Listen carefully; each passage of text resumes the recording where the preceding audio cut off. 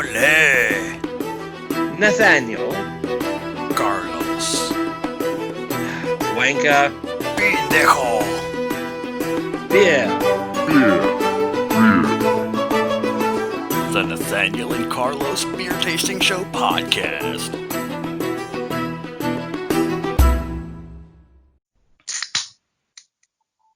Santa Maria name, man. You gonna wait till the show starts? I figured it would moot that I started today, for today is in fact a special occasion. Ole, man. What is it? What is it? What is it? It's our season finale. Ole! Indeed. Man, it's episode 10.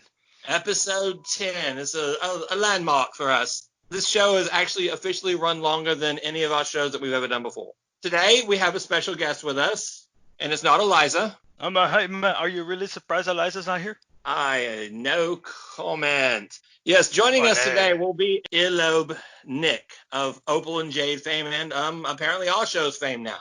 Ole! But first, Carlos, there's something very strange on my table. Hey, man, I told you to wear pants when we do this. Oh, no, it's not that. I never wear pants. No, there are 3 bottles staring me in the face. They're not beer bottles.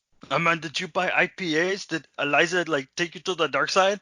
No, this is even darker than IPAs, mate. This is liquor. Ole! I'm somewhat frightened. Hey, man, we told everybody there was going to be some special stuff on episode 10, so we're going to have Earlobe Nick coming on later, and you're going to have liquor instead of beer, and we tried to tell people we were going to kill you this time. This is going to be the day. From what I'm looking at, it's all clear and frightening, and you know when it's clear, that means it's the most dangerous. Ole. I read an interesting article this morning, Carlos. I mean, if it had me in it and it said something about the top window of my castle, hey man, ignore it. I didn't know the blinds were open. Wow, that's telling and disturbing and actually not that surprising. No, this is an article I read in the Brussels Times. That's in Belgium. Remember where our friends Celis are from. Ole. No, this is okay, so AB InBev. A lot of people hate on AB InBev because they're the largest brewery in the world. But in this case, what's funny is that this article makes them out to be the plucky underdog attacking an established great. AB InBev has put out a beer called Victoria. Now, in Belgium, apparently the most famous blonde ale beer is not Hoegaarden, despite what we believe, or even Celis. No, it's something called Duvel. And I'm sure you've seen this. It's spelled with 2 U's, and it's a pretend just white bottle in the liquor store where it's usually like $25 for a 4-pack, something like that. Something you'd probably never buy yourself. But it sounds to me like AB InBev is trying to be the plucky underdog in this, and quite literally punching Duvel in the face. For the Victoria Ale is almost a direct ripoff from Duvel's original name of Victory Ale. I thought it was hilarious, and good on AB InBev for striking one for the big guy, I guess. But the whole thing strikes me as funny, and it sounds like Duvel is really pissy about this giant company coming in and trying to steal their thunder. They like the McDowells from Coming to America? Yes, exactly. Ole. That's exactly what it sounds like to me. And I read that this morning, and they're really pissy about it, and that just strikes me as very funny for some reason. I mean, I was seeing something that I think you're going to find very interesting if you've never seen it before. Have you ever heard of the Homebrew Challenge? No, I have not. Yeah, man, it's a YouTube channel, like us. You can listen and like and subscribe, share with your friends. Know what I mean? Know what I mean? Say no more. Okay.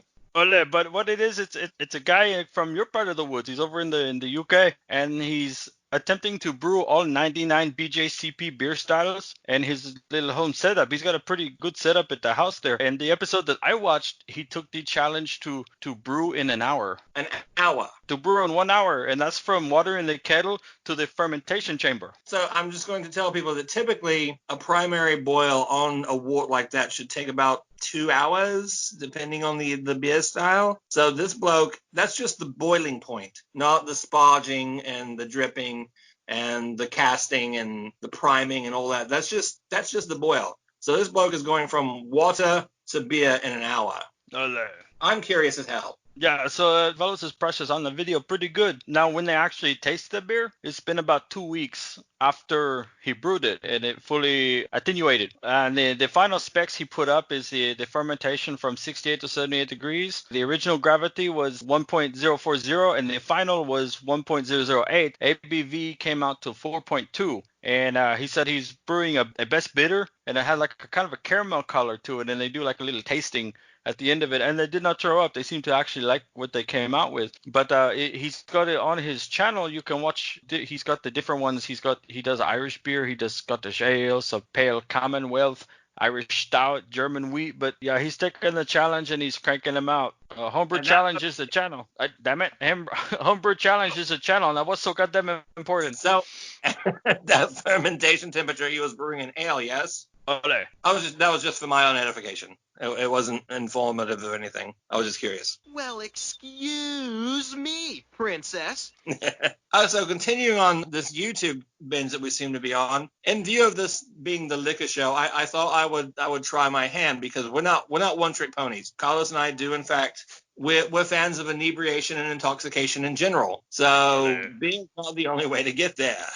So I thought I would try my hand at looking on the YouTube and seeing what else is out there other than, beer shows and homebrew beers and how to brew beers and beer tasting snobs and beer tasting paragons like us. And I found a couple of things. One is this bloke whose name I cannot find right now, but I will endeavor to remember and I hope he doesn't get pissed off at me. It's a channel called How to Drink. Let's drink about it. On the YouTube. This bloke, he's kind of a hoity-toity barkeeper. He's not a down-home Southie or your British publican. So he's a mixologist, I believe they're called. But he mixes drinks from things like fantasies and Star Wars. And he did the Romulan ale, an approximation of a Romulan ale for Star Trek. If you're a nerd, go check this bloke out. Blue milk flaming mo, butterbeer.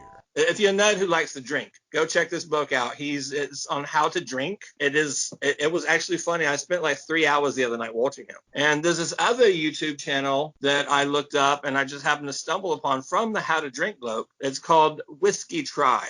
And now I'm mentioning these guys because they are from, in fact, Central Texas. They own a distillery somewhere. It's a bloke named Daniel and a bloke named Rex. Rex is kind of... Carlos, you know that movie, The Big Lebowski? Oh, man, very well. The dude of mine. Rex really reminds me of the dude. Ole.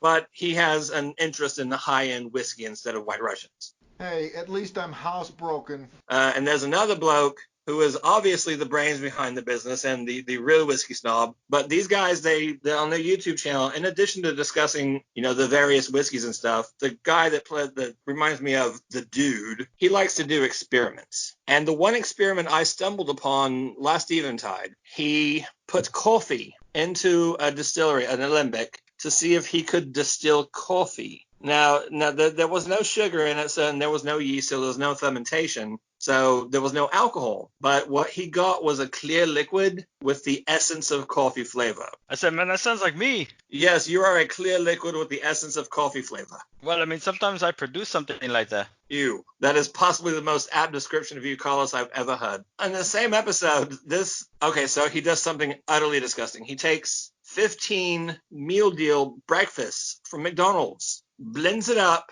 adds that coffee brew that he made, and puts it in a blender and then throws it into his distillery. And I'm going to leave you all to watch that episode. I will send Carlos the link as soon as I find it again. I'm not going to describe what came out. I'm just going to leave it up to your imaginations for now. We're going to see what a fast food breakfast meal tastes like going through a distilled. Yes, I thought it was interesting, and I figured I'd share with all of you. Yeah, man, and the How to Drink guy, you should note also that he puts the drink recipe up there, so you can maybe try to make it at home. Yes, or even improve upon his recipe, because there were some things I did not agree with. And a few of it. It's like, it's not supposed to look like that. It's supposed to be clear. It's supposed to be this color. And he made it this color because that's what he liked. So you can try it yourself and probably send it to him and see what you think. Yeah, he had one he had one I saw that it was kind of glowing. It was like some kind of cocktail, and I was like, I'm not a big cocktail guy, but if it's gonna glow and make my pee look like a black light, I'm gonna try it out. Oh, Carlos, the one I was going to specifically mention to you. One of our favorite movies is Big Trouble in Little China. Olé! Do you remember the medicine that Egg Shin gave to the heroes? Oh yeah, man, yeah. A 6-demon bag. Sensational. He does that with all the steamy and stuff. I thought you would get a kick out of that one. So just watch that one if you would, and then tell me what you think, because it looked absolutely hilarious to me, and I kind of want to do this one day. Yeah, man, definitely we got to try that. I think when we come back together, maybe we're gonna have an episode of just really weird, like the Doc Brown hangover cure and stuff like that, and we can just try some things and hope it doesn't kill us. Does that too. Okay, Carlos, do you know what time it is? Man, I got 11:02 today. We're starting a little late. Jesus Christ, it never changes. No, it is time for Weird beers. Olé!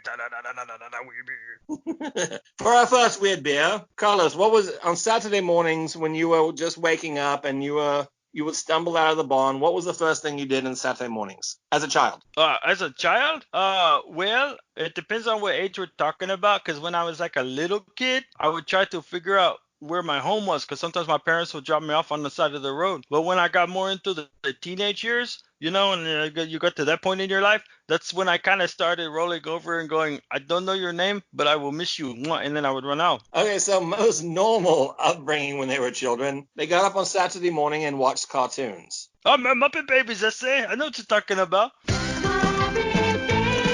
Yeah, so this first beer I'm going to describe, it's called Saturday Morning IPA. It's an IPA with marshmallows. Red hearts, yellow stars, purple diamonds, blue horseshoes, and rainbows. Carlos, that's what's in this. Oh, so they take the marshmallows from the Lucky Charms and just cram it all into an IPA? This is a Lucky Charms themed IPA from Smart Mouth Brewing in Virginia. Use toasted marshmallows and cereal marshmallows in the mash. Olé.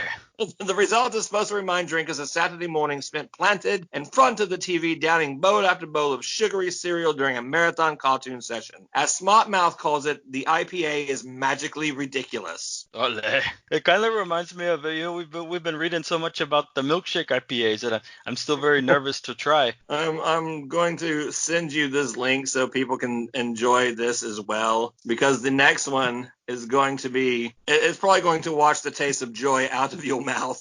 This is called Hvalur by Stedje Brewery. Stedje's beers combine two of nature's finest resources, pure Icelandic water and whale testicles smoked in sheep dung. Man, what's with you and putting the weird body stuff in drinks, Esse? Don't look at me, I'm not Icelandic.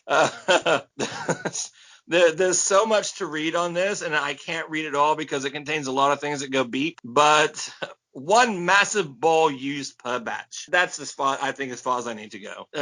Really? Iceland? What the hell? Well, it seems like as long as Eliza's not here mad at me, I don't gotta hit the beep button, but I think you're getting really close, Esse.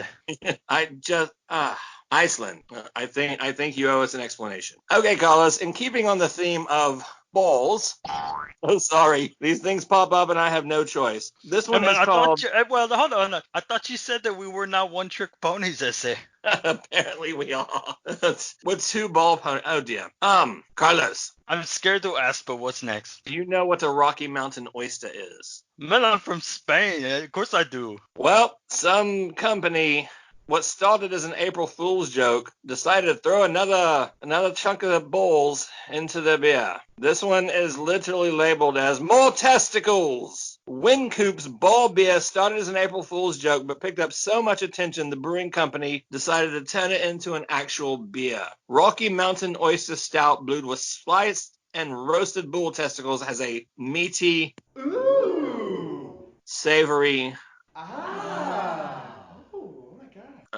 Colorado, you owe us an explanation too. If they wanted to trick people, it seems like you could have called it Ale de Correa Dia.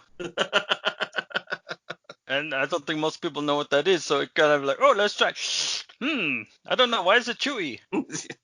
Oh, not even drinking much, and I've already thrown up in my mouth twice. Hang on. Okay, man. Hey, man. I think we're about to have company, so can we stop talking about like testicle beer for a minute? If we must. Oh, hey, man. Did you hear that? It's the doorbell. No, that's what you're here for. You open it. Go. Okay, man. I'm gonna open the door. You ready? I'm ready.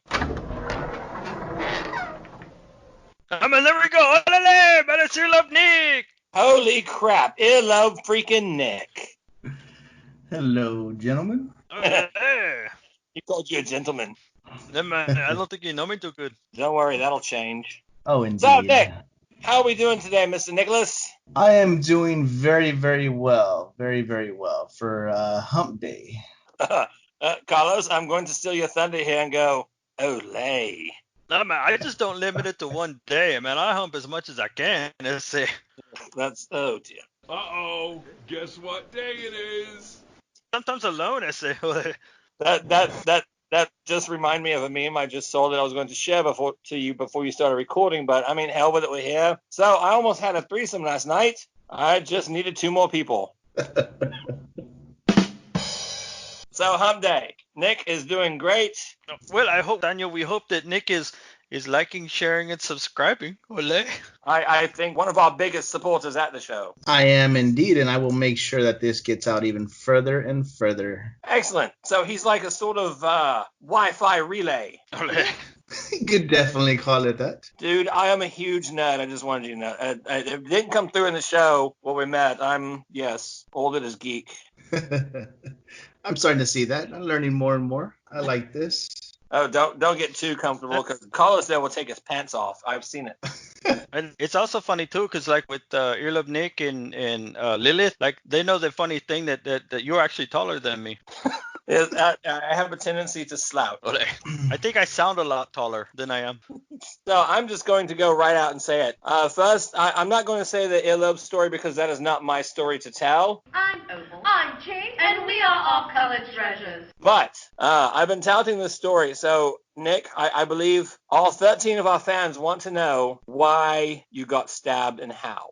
How I got stabbed and how? Well, here's a little story I'm going to tell you both. Again, and for the fans out there for sure. Saturday morning, nice day out. I'm in my boxers. I'm watching cartoons. Saturday morning cartoons, mind you. Captain N, the Game Master. I'm all into it. At this point, wifey comes out of the restroom and she is dressed in, oh, how should I put it, distracting mode. Ole. Yeah, I was definitely distracted like a moth to a blue light. So she has this look on her face and I'm just sitting there and all of a sudden I feel her hand come down on my left upper thigh. She releases, turns around, goes back into the restroom. Mind you, I'm still trying to figure out why my leg is in pain. I look down, there's a aluminum flimsy nail file about half an inch into it.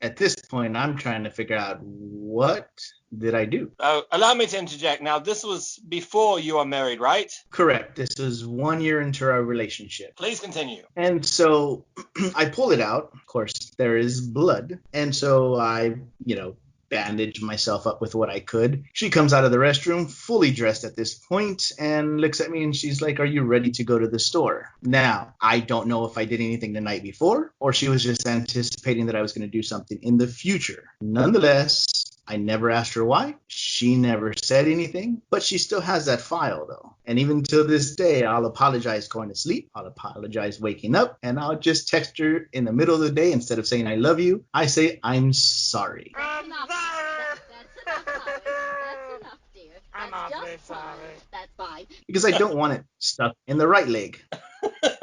This story gets me every time. I've heard it like 3 or 4 times already, and it's still hilarious. And I'm still left wondering, why? You and me both, because that is one question and one memory I don't want to explore now I will bring her to the show one day and you can corner her and I'm going to walk away. But I'm forewarning you, if I get stabbed, you're going to get stabbed with me. Carlos? Well, I'm actually I say when it comes down to the stabbing, because I'm from España, I'm pretty quick when I'm afraid.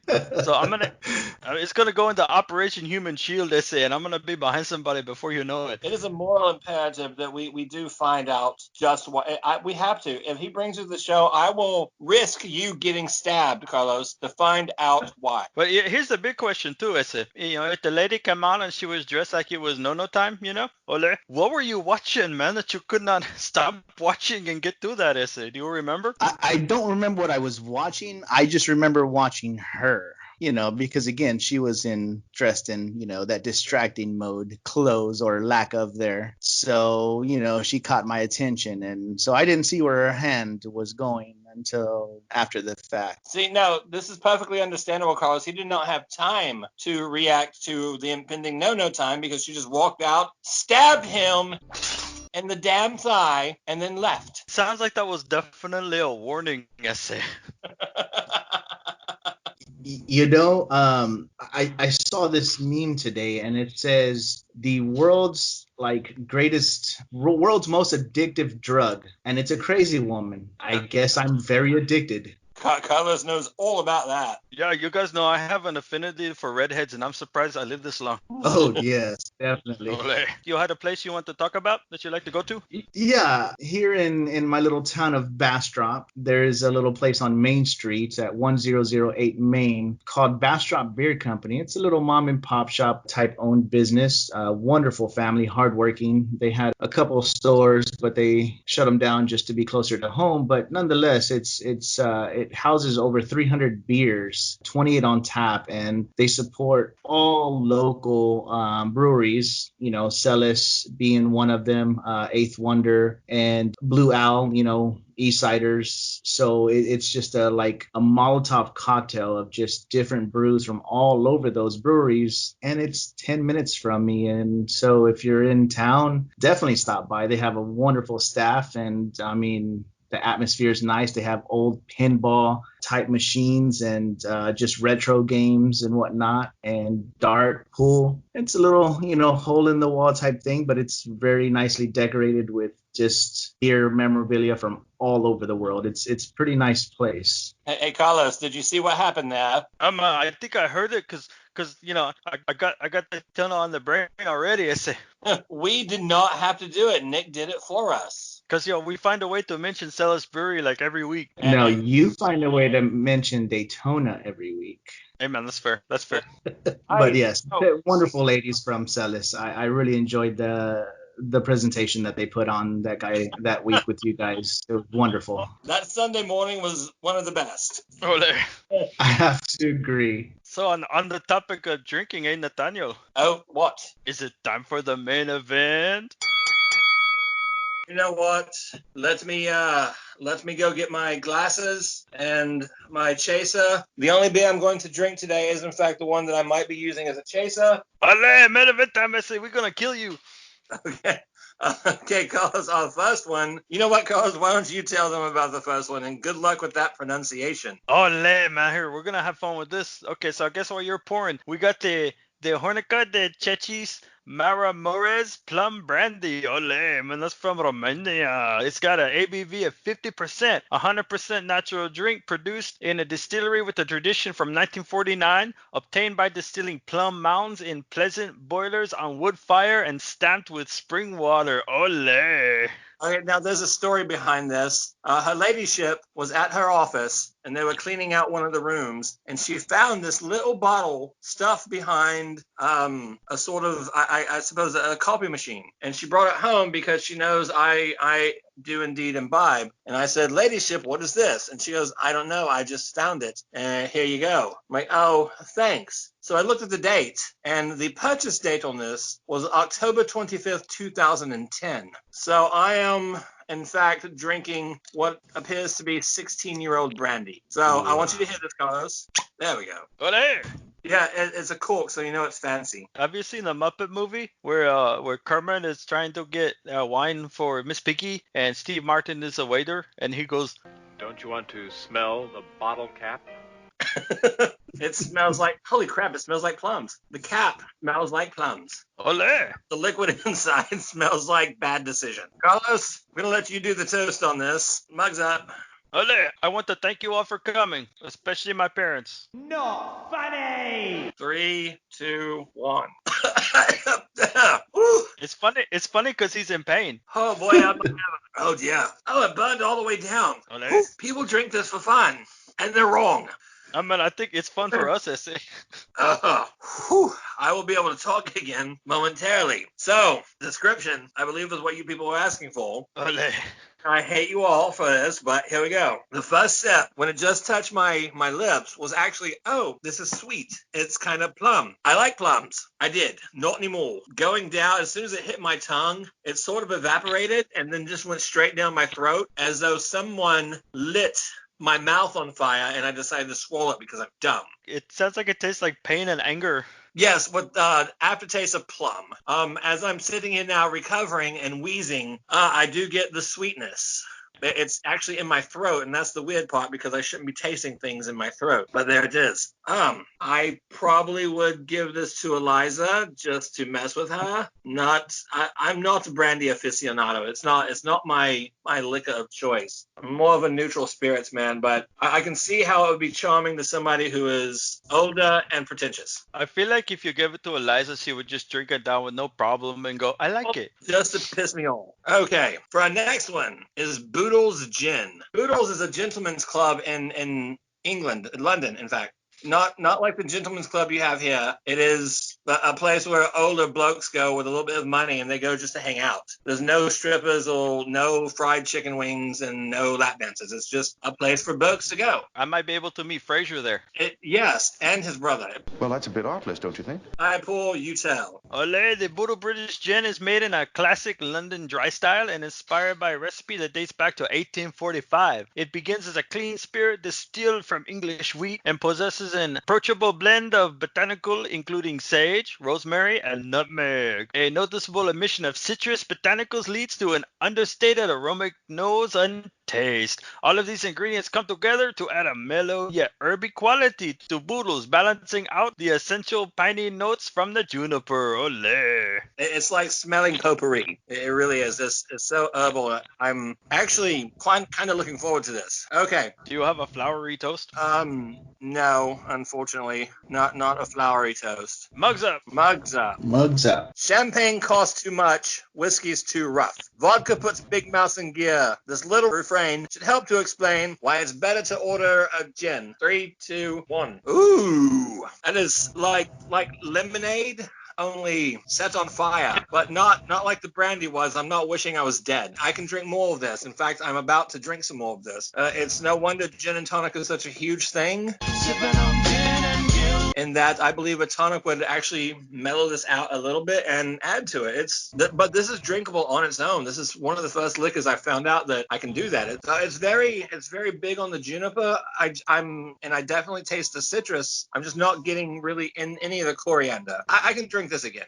I probably will, in fact, after this. Ole. So moving on. This is the one that scares me a little bit, because most of the label is not in English. So, Carlos, if thou wouldst. Ole, I'm gonna try not to butcher the name. We have Gantus and Abu Arak. It is made with just 3 ingredients: grape, spirit, aniseed, and water. That sounds like 4 if you ask me. Therefore, the flavor and aroma is distinctively clean and bright. Thanks to their natural oils from the anise, a traditional serve of 1 part Arak and 2 parts water will yield a lovely clouding effect. Ole. And guess what? This one is... Guess you ready for this one, Nathaniel? The ABV is 100. Okay, so I'm going to do this one neat first. It's, oh God, licorice. It's all that is licorice. Toast us, Nick. Mugs up. Oh dear. It matters not if the mug is half empty or half full. Clearly, there's room for more. Cheers. Well, all right. So now, if I heard that correctly, what I'm going to do is add some water to this, because if I understand, it's got essential oil. Oh, Jesus. So I just added some water to this, and what I'm seeing, what looks like weak milk. It's cloudy and white. Try this again. Okay, I see why they say water this down. It's much more mellow. The licorice flavor is there, but it's not grabbing my nose and twisting by any stretch. But but it's still there, and it's far more drinkable this way. It'd be better if it was cold, I think, personally, with the water cold and as well as the Arak. But with water in it, it's not bad. It's not the greatest thing I've had. I will choose this over the plum brandy any damn day. But I think the Boodles gin is probably my favorite so far of these three, with, oddly enough, the Arak, which is dirty frightening, coming in as another second. So there we go, Carlos. Olé. Make it awkward, mate. Well, as we have said before, as everybody has heard, we do have a Venmo. It is at Sherwood Beer Tasting. You'll have, guys, for the first season, you'll miss your chance to sponsor a show, but we're going to be picking up in a bit for season 2, and you will have more than ample opportunity to throw money at us so we can continue our mission to destroy Nathaniel. Thanks, I guess. Okay. So, on behalf of Eliza and myself, we will hopefully see you guys again real soon. Cheers. Ole, and from the bowels of España, we wish you adios, and we would like to thank Mr. Earlobe Nick himself for appearing on today's show. Mr. Nick? Thank you, gentlemen, for having me. And it's always just a wonderful, wonderful time. It's crazy, it's nuts, but it's memorable. And it's something you won't soon forget unless you pass out from being drunk. Ole, and that has happened before. So. The best recommendation for our show I've ever heard. Ole. Adios, everybody. We'll see you next time. Cheers. Cheers. I cannot stay. I came to say I must be going. Thank you.